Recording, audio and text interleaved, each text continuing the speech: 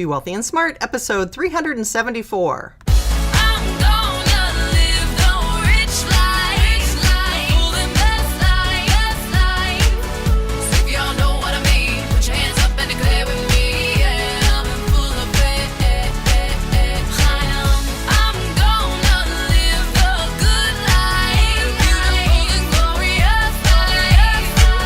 Step into a world of wealth and financial freedom without budgets, boredom, or bosses on Be Wealthy and Smart. And now, here's your host, Linda P. Jones. Welcome to Be Wealthy and Smart. I'm Linda P. Jones, America's Wealth Mentor, empowering women and men worldwide to financial freedom. Today, we have a special treat for you. I'm introducing a new show coming from our friends at Wondery called Business Wars. Stories of big money and big egos fighting for control of huge corporate industries, like the infamous wars between Coke and Pepsi or McDonald's and Burger King, and small businesses across the country struggling to survive intense competition from local rivals. In the first episodes of Business Wars, host David Brown takes us inside one of the most crushing corporate wars, pitting Blockbuster Video against Netflix, as the entire landscape of home entertainment shifted and the iconic company was brought to its knees. You can bet they didn't go down without a fight. Let's listen to the beginning of the story. From Wondery, this is Business Wars. I'm David Brown.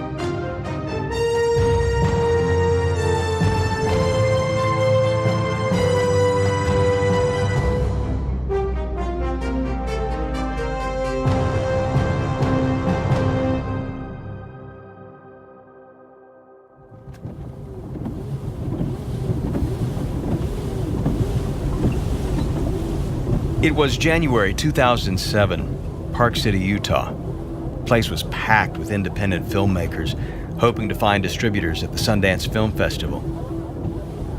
John Antioco, the CEO of Blockbuster, peered out the windshield of his rented Cadillac Escalade at the ski chalets stacked up the mountainside. Antioco was then in his late 50s, with a wreath of salt and pepper hair and an aquiline nose that made him look like a short boxer or a Roman emperor. He can't remember what he wore that Sunday afternoon, but he favored plain, starched white shirts, open-necked with a blue blazer and slacks. His mood was confident, exultant even, but he didn't want to get too far ahead of himself. The street was packed with impatient drivers, and he was looking for a house number. The Escalade's wheels crunched slowly over the snow-packed streets. Antioco didn't want to be late for his meeting, but he also didn't want to maim one of the hipsters in designer boots and winter gear slipping and sliding alongside his car. They were all trying to get to the glitzy parties and film premieres on Main Street. The Sundance Festival that attracted all these LA types wasn't really Antioco's thing. He preferred to spend his free weekends at his ranch outside Dallas, puttering, putting up deer feeders, inspecting fences, watching his wife, Lisa, ride her prize Arabian show horse. Every few months, he visited New York to hang with pals from his old neighborhood. They'd spend hours in chic restaurants they couldn't afford in their salad days. Nick Shepard, his high-strung but loyal chief operating officer and right-hand man at Blockbuster, had convinced him to attend this festival as a sort of victory lap. They had found the formula to kill Netflix. Dead. Once and for all. And then, as he and Nick drank coffee in an overcrowded cafe and gazed out at the cloud-shrouded mountains, Nick's cell phone rang. It was Hastings from Netflix. He had an offer in mind for Antioco. An offer he said that Antioco would be a fool to refuse. Ironically, it wasn't just Hastings who thought he was holding the winning hand. Antioco was convinced it was he that held the ace. In truth, they were both close to folding. But Hastings, the founder of Netflix, could not fathom how Blockbuster could replicate the complex, intuitive, online user interface that he and his co-founder Mark Randolph had slaved over for 7 years. But Blockbuster's Antioco thought he had done just that thing. Here's how Antioco remembers that call from Netflix's Hastings. Hey, John, I heard you might be in town for Sundance this year. As a matter of fact, I am. Well, listen, maybe we should get together and talk. I'm going to be in my chalet in Park City all day long. How does lunchtime today work for you? Sounds like a good idea. When he hung up, Antioco said with a slight sneer, "Of course, a chalet in Park City." Antioco and his Blockbuster team were at Sundance to place their orders for the latest DVD releases, and while schmoozing, he picked up a piece of intelligence. Word was Netflix was not doing well, possibly on the ropes, in fact. Hastings sat alone in his chalet, waiting as the gray day warmed a bit and the voices of festival-goers echoed along the street outside.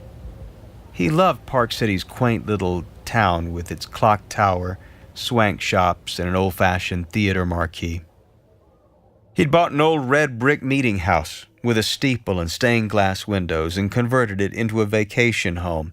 Here, he and his wife Patty and their 2 children, now in middle school, could escape from overheated, tech-obsessed Silicon Valley to ski, hang out during school breaks, that sort of thing.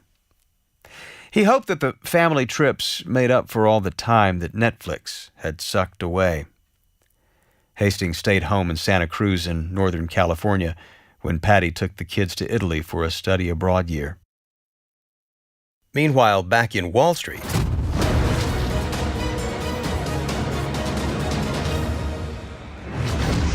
Blockbuster rolls out its online rental service, a new challenge to already struggling Netflix. when word came out about Blockbuster Online, Hastings opened his laptop to take a look. He shook his head and chuckled to himself. Wow, this is a shaggy dog of a website. I can do better than this sitting at any cafe in the world just using my laptop. But he had underestimated Antioco. Or maybe he had overestimated his own hand. In truth, they had both miscalculated. The search for each other's jugular would become an acquired taste.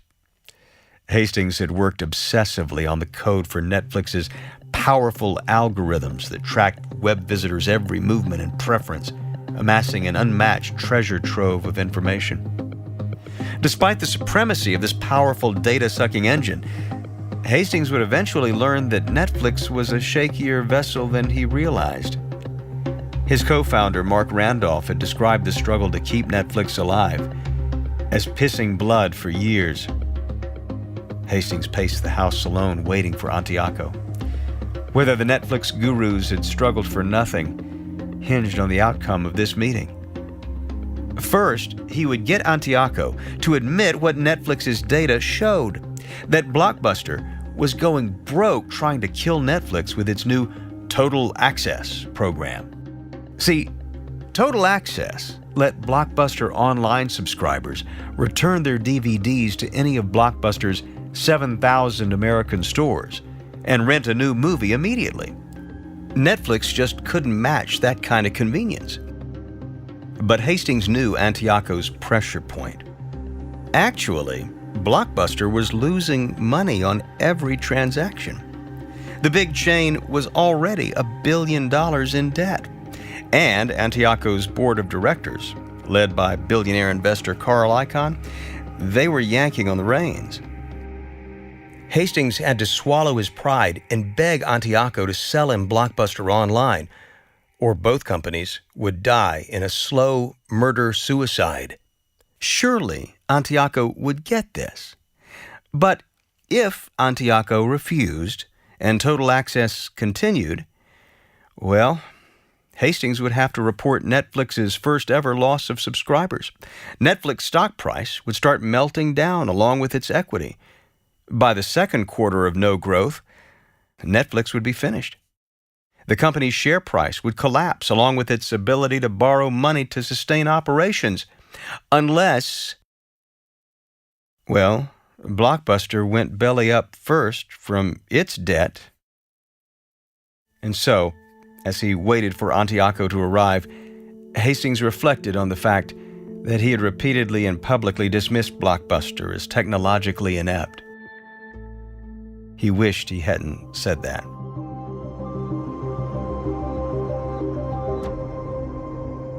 Hi, this is David Brown, host of Business Wars, and I hope you enjoyed this little sampler. I'm having so much fun learning about the larger-than-life characters and the human drama behind these epic stories, and I hope you'll consider this a personal invitation to join us for more.